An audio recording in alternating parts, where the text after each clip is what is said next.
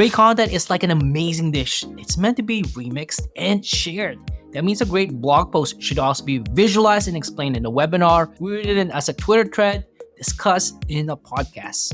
Doing so makes it easy for people to consume your content how they want to, whether attending a live webinar or listening to a podcast while at the gym. That's exactly the content strategy that Amanda Natividad, VP Marketing at SparkToro's, uses to maximize the reach of the content she creates. Today, Amanda discusses the webinar to blog post strategy she uses to repurpose SparkToro's popular office hour webinars attended by thousands of marketers into blog posts. As you're presenting your ideas, then you can start to pick up on how your audience is reacting to it, right? You start to see things like maybe people participating in the live chat saying, oh, that's a really good example. Or wait, what about this use case? Or hold on, I don't really understand what you mean when you said this. So those are things that give you clues as to maybe like some of the ideas you have to harden, maybe additional examples you have to source, all the things that would turn your blog post from like a B+ to an A+.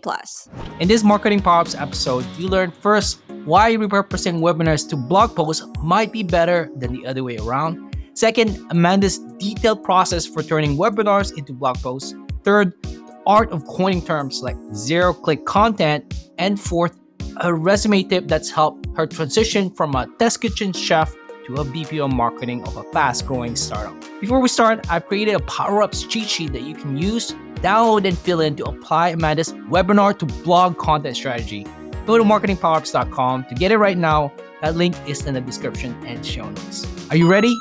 Let's go. Marketing Powerups. Ready? Go!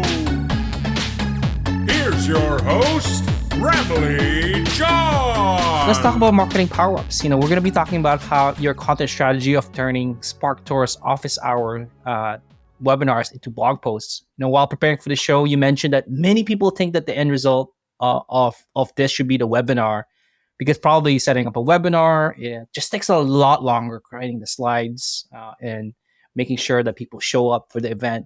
But you actually mentioned that this could be a mistake, that it might sometimes be better to start off with a webinar first and a blog post. Why is that? To your point, I get it, right? Creating a webinar, it takes a lot of work, right? You got to make a landing page, you got to make your slides, promote the event, all that good stuff. So I definitely think it makes sense that you would think, no, I need to have all the content final before I present this in front of, like 100+ people. I get it. But the thing is, if you find a way to be comfortable enough with a little bit of spontaneity and getting some feedback, you can use the opportunity to make your presentation better. So maybe it's more like what you should have is like a blog outline. Maybe have a sense of what you would say. Right. And that's what you would do in any presentation, right? You would have essentially some kind of thesis statement. So you should have it, have your examples, put them together in your slides, right? Walk people through it. And as you're presenting your ideas, then you can start to pick up on how your audience is reacting to it, right? You start to see things like maybe people participating in the live chat saying, oh, that's a really good example. Or wait, what about this use case? Or hold on, I don't really understand what you mean when you said this. So those are things that give you clues as to maybe like some of the ideas you have to harden, maybe additional examples you have to source, all the things that would turn your blog post from like a B+ to an A+. It makes sense. So you're taking the context, like when you create an outline, you might have missed a certain point or a context or a question that comes up during the webinar from an audience. And I was like, oh, I should include that in my blog post. And that's totally what I'm hearing here. Totally. And if you have, in your webinar, like, 3 examples of how to do something and somebody wants a 4th one, that's okay, right? So there's also, I guess what I'm trying to get at here is not to feel self-conscious about it, because no attendee is thinking, oh my gosh, they're so not prepared. They only had 3 or 4 examples, not 5, right? So, Right. And that's what I also mean about have a thesis statement, like have the idea mostly baked out, just so you get to the point that once you get the feedback, the questions, responses, that oh, this is this one concept that I mentioned, this resonated better than I thought it would. I should write more about that piece. The other thing that just hit me now is that when you start off with a webinar, you think about slides, but a lot of really great blog posts, they have great images, and you're actually thinking about images before you even write it. So now you have, those slides can be reused as a visual cues or a visual support in the blog post itself. That's a really good point. Yeah, you can start taking some of the elements from there and interspersing it within your blog post, and then maybe if it even made sense, you could even embed like the PDF of your presentation in the blog post. But that could work. I know we keep hammering it, but like you probably can take like snippets of the webinar itself and like embed it within the, take a 30-second snippet and embed it into the blog post itself if that makes sense as well. So there are many ways to repurpose it backwards. Totally. And actually that's what we did with at least one of our blog posts. Like we did, this was a while back, but we did a webinar on cold outreach, on like how to do it, and basically like, and from like end to end, like how to find people to reach out to, how to write that outreach letter, how to position your offer or yourself in a way that people actually respond, like all this advice that you would need. And we also included, how you would happen to do it using SparkToro. So we did this webinar, and then after that, I used like some of the feedback from the presentation to make the blog post version of it better. And so now I think if you go to like if you like look for cold outreach done right, SparkToro, you can find it on the blog, and you'll see that it's a pretty long blog post. And I think there are also visuals from my presentation itself. And I also just put in the YouTube video of the webinar and was like, by the way, here's a video version of this blog post. And I do use some different terminology, like different named, like sort of coined phrases, because I was realizing as I was writing it out, like, oh, I think I said something, I don't remember. I think it was something that I said clusters versus aggregators, or it might have been aggregators versus clusters. I don't remember what it was now, but I realized one was better than the other because it made more sense. It was actually just more accurate. And I was like, oh, I shouldn't have said that in the webinar. I should have said this instead. So I just fixed it, right? I just made the idea better. That's really, I mean, we're going to dig into that a little bit further. To put it into context for people who might not know, you host SparkToro's Office Hour, which is a live event with Brad and Fishkin to help people get the most out of SparkToro and up-level the marketing strategy. So you've been hosting this events, and you've been, transferring that into some of them into blog posts. How do you figure out which ones to turn to blog posts? And I mean, before we started recording, you said some of them you decided to do it the other way, where you did start off with a blog post and then went to a webinar. How do you figure out which one to start off with and which one you should should be the end result? I really wish I had a smarter answer than what we feel like. Because I mean, it's a combination of, if we get a lot, like if we've received several questions around a similar topic, it might be like, two people, or it might even just be two people. Like two people asked about, like, we'll just say like cold outreach. Then it was like, oh, I have a point of view on this. I'm going to write something. So that, so that's one thing that guides it. Sometimes it's also just Rand or I will have an upcoming talk at a different event.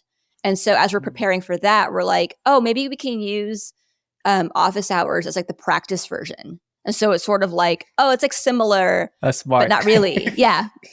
So it's like a test run, right? But obviously it's still like something we work hard on. But it's a warmer audience, right? Like those people want to hear, like they totally know your brand, they know you and Rand, versus those events might be cold. Like they might not know either you or even SparkToro's. So that's super smart. Yeah, that's a really good point. I love that you said warmer audience. That's exactly it. Yeah. So then you've been doing this events, and then you're trying to figure it out. I have to backtrack a little bit. It said you mentioned around like it depends on how you feel about the topic itself. Like testing it out in a webinar is actually a smart idea, especially if it's a new topic, because you're getting that instantaneous live feedback right away, like we talked about earlier. So maybe that's one approach. Is like if it's a new term you coined, or let's say it's a new topic, you get that instant feedback in the chat right away within the webinar, rather than blog posts. You're waiting for people to send you messages or an email or to respond to something, which could take that feedback loop a lot longer than if it was like over a webinar. I mean, getting that instant feedback is just super helpful. And, you know, when I talk about this, I think it's just important to note that feedback doesn't come in the form of asking, hey, audience, like, what's your feedback on this, right? Feedback just comes in the form of like, if they laugh at one of your jokes, like one of your funny examples, right? That's feedback. Right. If they look confused, or I don't know, maybe like a lot of these are not everyone's on camera, right? But or someone seems confused. Like someone says, what do you mean by this? Like, that's feedback, right? So these are all things that will help you inform how to make the final product even better. For people who are thinking about writing a book, I tell them one of the best advice I've gotten from Rolf Fitzpatrick, who wrote the Mom Test, is that don't write the book. Actually do a webinar or training first, because then you can test run your outline. You can test run your stories. You can test run your ideas before you start writing, which is very similar here, where you're essentially testing your ideas and potentially your data or your charts or your stories that you would include in that blog post, especially if it's a pillar post or a pillar piece that you have on your blog. Man, I got to read that book. Like, I feel like that's one of those Hall of Shame. Like, you have to have read that. I hear just fantastic things about his books. I want to jump in and talk about that cold outreach one.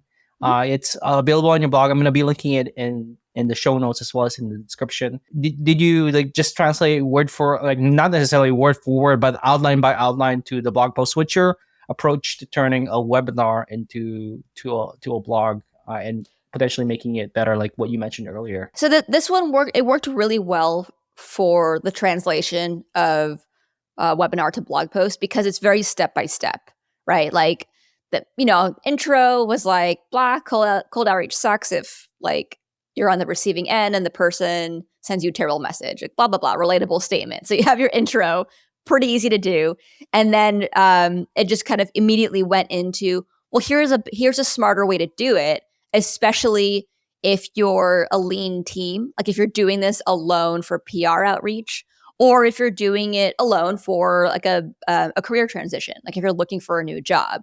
And so I get into, I think I should just know this, but like I get into the cluster source of information, where like, I think I basically said like first look at your cluster source of information, which is, places where you can find additional leads. So I gave a couple of examples, which would be things like, one of my favorite ones for people looking for a new job is looking at Wealthfront's career launching companies list. I think it's like 100 companies. I don't know if they still do this, because I think the last time I checked, it was 2021. But they make a list of fast rising startups based on, I think like growth or revenue. So if you're just looking for a bunch of cool startups to apply to, there's your list. Like, just start there, right? And then from there, like, find all their, open job listings. So that's one example of a cluster source. The other example I had was something about, it was more SparkToro related. So I gave an example using one of SparkToro's free tools like SparkScore. And SparkScore is a tool that we have where you can put in your or anybody's Twitter profile to understand the overall engagement, or like the overall engagement of that person's profile relative to others, right? So it helps you better understand, like, okay, like I don't need to, reach out to or follow somebody who has like 200,000 Twitter followers. I want to find someone who has like 5,000 Twitter followers. It doesn't really, it might not even matter what the count really is. And maybe you want to understand, like, maybe this person with like 3,000 followers is really influential in a specific niche. So the Spark Score would give you a sense of like how engaging their content is, all that good stuff. But it also shows related accounts to that one account. It shows, I think, nine other accounts that are accounts that person tends to engage with. So it would give you clues as to whether, like, maybe it means they're coworkers or they're good friends, or it means they're in a similar niche. So that helps you find other people to reach out to.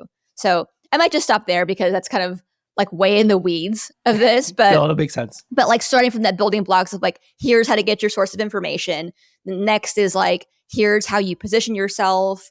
Or next is like, here's how you should consider making your online presence more appealing. And it was just things like, let's say you're a salesperson and you're reaching out for sales.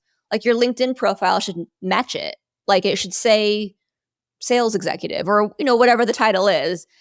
Probably not something vague like advocate ninja, Hacker. Totally true.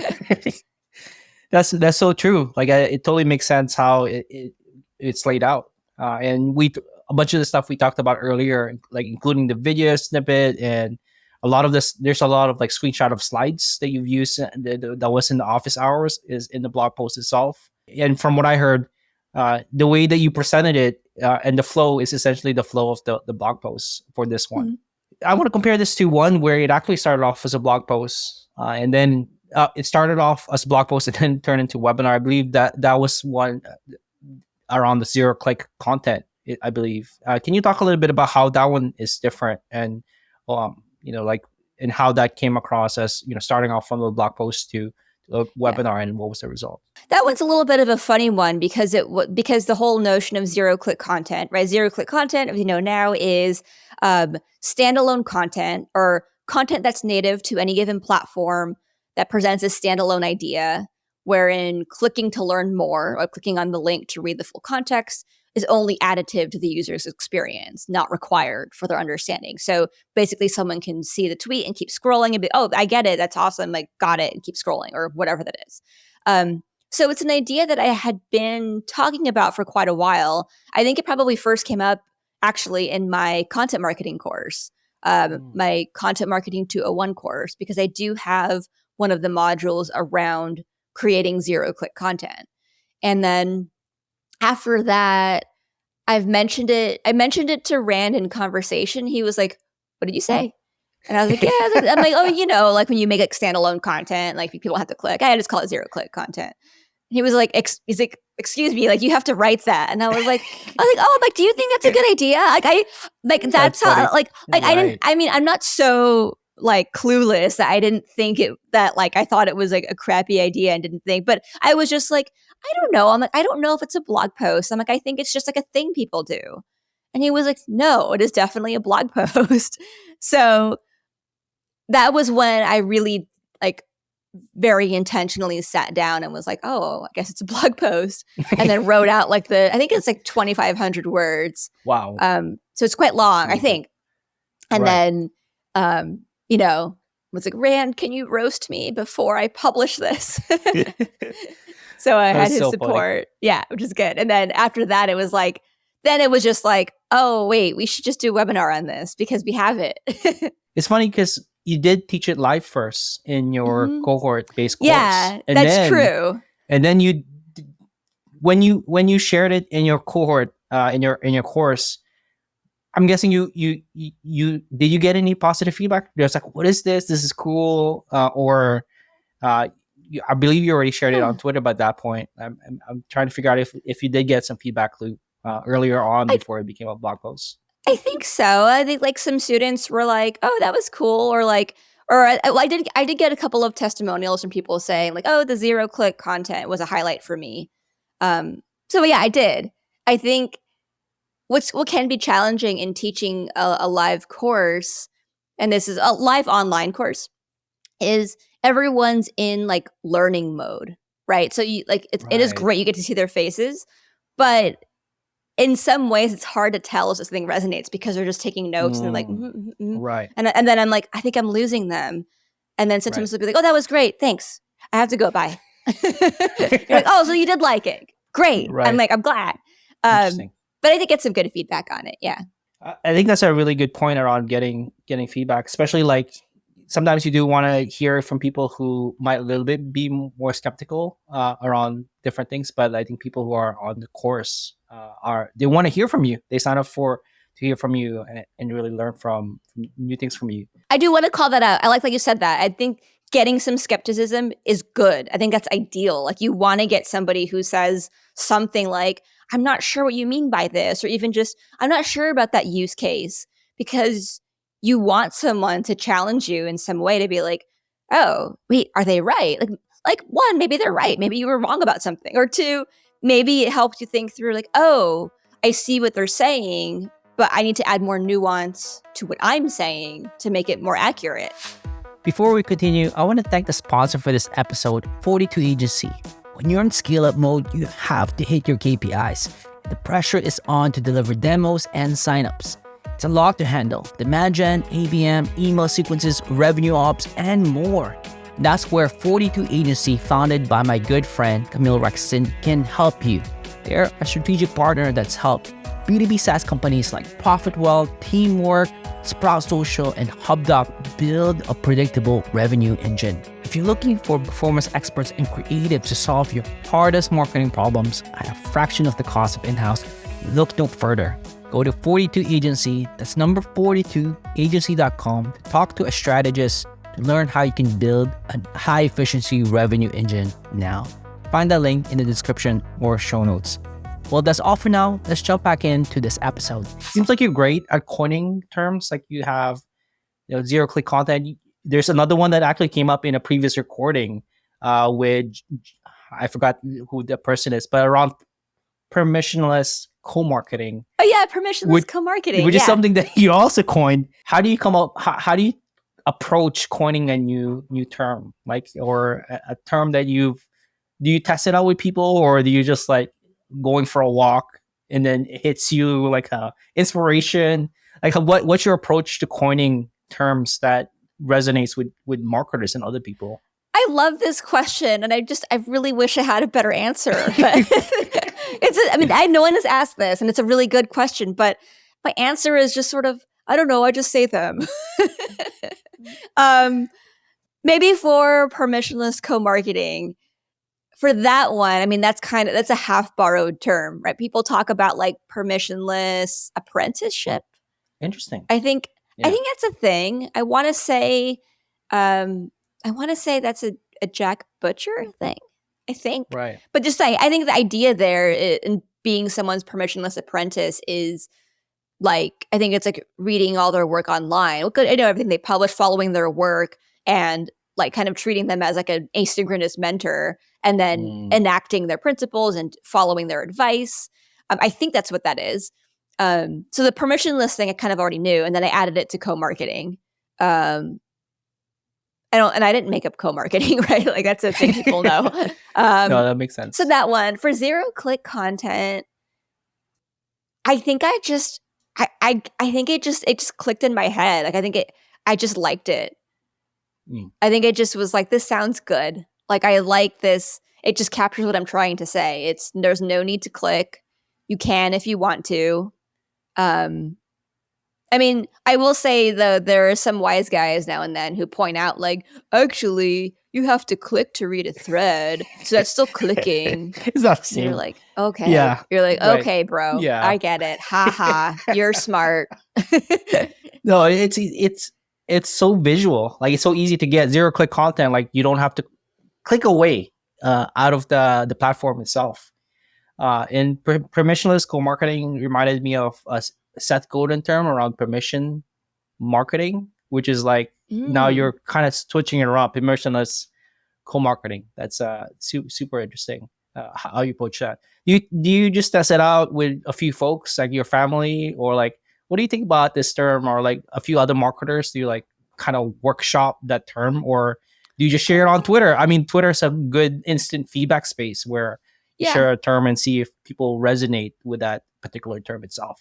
That's true. I mean, yeah, there is some stuff on Twitter that I just kind of throw out there. For permissionless co-marketing, that one I kind of coined with Corey Haynes on his podcast. We were talking about an idea. Just randomly? On the spot? Yeah. Like you just coined, yeah. Yeah, that one was on the spot. I think he was talking about the act of it, like doing it. And I was like, yeah, kind of like permissionless co-marketing. And he was like, that's a great term. And I was like, we made it up together. So that's so that was a good example, because that was just us like riffing in conversation and then throwing out the idea, and then he immediately reacted to it. Nice. I love it. I totally love this. Well, I look forward to your other terms that you will coin in the future. and I will watch out for it on Twitter for sure. I actually want to switch gears and talk about careers. I know you've been in marketing for over a decade, but you actually you transitioned from journalism and chef. I trained, like, what is it? Like your I worked at a test kitchen. Yeah. Right, which is super cool because now it's totally in vogue. Like it's like everybody watching the menu or chef's kitchen or things like that. But I just wanted to learn from you about like a power up that's helped you in that, either in that transition or in your decade in marketing, that you can share to folks that they can apply potentially to help accelerate their marketing career. So I think my advice will be, it's not really just one tip. It's just generally around improving your resume to get the outcomes you want. So, when I was in this career transition, I basically was trying to get into marketing from not ever having real marketing experience, having similar adjacent experience to marketing. Like I did some social media stuff, just organic social. I worked on events. So these were all things that are related to marketing. So something I did in my resume was I highlighted the things that I did related to marketing and showed not only what I did, but also the outcome of it. So it was like, oversaw Facebook and Twitter accounts for company profiles, resulting in, like increased engagement over time, like stuff like showing like X%. I don't remember what it was now, but like showing X% in growth, added 12,000 or 10,000, probably smaller, new followers to our social accounts, like organically, like stuff like that shows like, okay, like and I didn't position myself as any kind of social media expert, right? But I was applying for entry-level marketing roles, ideally in content, and highlighting the things that were related to that. So I think it's really important, and I don't know if it sounds obvious to anyone listening, but I do think it's really important in your resume to just go line by line and make sure everything you say is clear as to like what it is, like what you did and what the outcome was. And it doesn't always have to be like brought in X amount of money through this thing. It doesn't have to be that, or it doesn't have to be like some crazy business outcome. It can be things like, it could be culture related, right? It could be like created culture committee to start an employee appreciation program, like resulted in 50 employees being celebrated, or things like that are like, that's really nice, right? But there's still an outcome being shown. So I think get a little bit creative if you need to about showing which outcomes you can show, because that's really, really important. And I think, and I call this out because I sometimes look at friends' resumes, acquaintances' resumes, and that's the thing that most people are consistently missing. So true. They're saying what they did, not necessarily the outcome of the actions that they did specifically. Right. Yeah, totally. They'll say things like, oversaw blog CMS, rewrote headlines, wrote SEO blog posts. Cool. It's like, cool. Yeah. Do any of those blog posts rank high in search? Or like did it increase your company's domain authority? Or, like there are a lot of things you could say that are, or it could be like wrote, X amount of blog posts that got shared organically in social like 50 times, or, things like that. The other thing I'll add, this is a quirky, fun one, is just to kind of spruce up your resume. I'd say look up the company that you're applying to. Look up their brand hex colors and use it to just kind of spruce up your resume. And don't go overboard. Maybe just like change the headers, like skills, experience. Change it to like the Spotify green or things like that. But people notice that stuff. People do notice that, especially in marketing. Like they do care about consistency and brand, and like, oh, this is on brand necessarily. Totally, Pick out their font. Like if you figure out what their brand font is, like for us at Appcues, it's Mooly, which a lot of people wouldn't really care. But if some people would recognize the font that you're using on your resume. Oh, I love that. Yeah. And then oftentimes a lot of these brands have press kits on their website which you can download for free. Yeah. They have like templates. Like Google Doc templates. Sometimes they have the actual fonts. Yeah. Or they'll have like a full like PDF booklet of like, here's how to use our logo. You're probably at the stage of your career where you never have to submit a resume. People are just going to try to poach you, or they're just going to look at your LinkedIn essentially. And I guess that's my question is like, do you translate those resume bullet points into your LinkedIn, or do you just leave your LinkedIn as is? I know some people use LinkedIn to, like, I'm a data source for Google, or like some kind of like weird thing about LinkedIn. But like, what's your thoughts about that? Like putting on those resume bullets into your profile. I might say do as I say, not as I do, because I do think. Well, okay. Here's what I'll say. But when I was more doing the more conventional approach to applying for jobs, my paper resume was the more detailed version of the LinkedIn one. So the LinkedIn resume is where I would put things like, rewrote headlines, wrote SEO blog posts. I'll throw in a couple outcomes like a couple of career highlights in a given role. But the nitty gritty examples of outcomes would go on my resume itself. I just felt like, that's just closer to the vest, right? I want that like to be something I'm in control of, so that I can give it to someone and they can go through it and ask me about it in person. Right. That makes sense. And when I say do as I say, not as I do, is if you were to look at my LinkedIn profile today, I have a bunch of like joke stuff on it. Right. Yes. I don't remember something about, I forget. There was like this game that we were playing, and then you could do it. Oh, the Wordle. Oh, Wordle. Yeah, I put my Wordle score like 2 out of 5, or like getting it the second try. Right. Like, that's a good score. I put my blood pressure. Right. Pretty good. And there was somebody, I forgot who put up like, oh, I'm a Google Ads data source and Facebook ads. Like, like I worked at Facebook as they mining. I provide them my data so that they can serve me ads or something like that. So. Oh, it's funny. Well, thanks for sharing. I actually want to ask you around another piece of advice that, in this case, you would give yourself, but your younger self. Like, if you can travel back in time and give a younger version of Amanda, who's like starting out in their career, whether they're still in journalism or they're starting to get into marketing, what's a piece of advice you'd give your younger version of yourself? Especially in marketing, I would tell myself, try more things, experiment more, fail more, apply to more jobs. I just wish, like, I do have like over a decade of experience in marketing, and depending on any which way you look at it, sometimes I wish, it doesn't feel like that long. Like, there are times in which like there were roles that I was in for longer than I should have. Like, I was at Fitbit for like over 4 years. I should have left after 2. And it's not a knock on the company or anything like that. It was just more of like, I think I set out to do what I really wanted to do, what I cared about, within about roughly 2 years. And I should have used the opportunity to just try a new place, like just try a new startup. But I also don't regret anything at the same time. So I also shrug. But, if I could go back in time, I would, or tell my younger self, I would say, try more things, fail more in like ways you can pick yourself back up again pretty easily. And then just get more experience.